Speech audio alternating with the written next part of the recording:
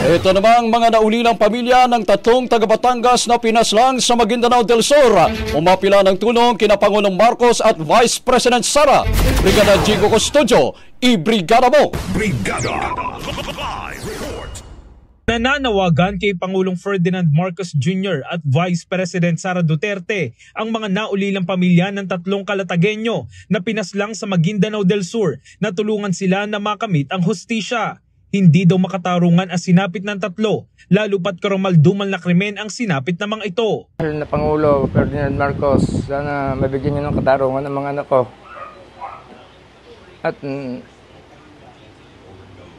Vice President Sara Duterte, mabigyan ng katarungan ng aking mga anak. Pinutol ng taga Mindanao ang pangarap ng aking anak. Sana tugunan niyo naman ang aking hinaing sa inyo, Pangulo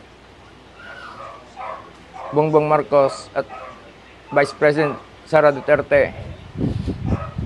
Pati na po ang nasa babang nanunungkulan.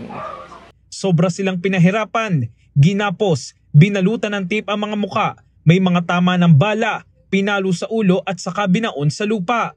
Labis ang pangungulila ng mga pamilya, lalo pat ang dalawa sa mga biktima ay may mga anak na. Tulad po ng aking pamangkin, tatlong maliliit. Wala po siyang nanay. Ngayon po namatay po ang kanyang tatay. Paano na po yung kanyang mga anak? Si Ronald po, dalawa rin ang anak na iniwan.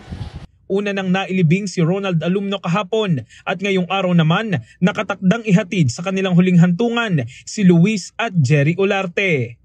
In the heart of changing lives, ako sa Brigada Jigo Custodio ng 105.1 Brigada News of Manila, the Music News Authority.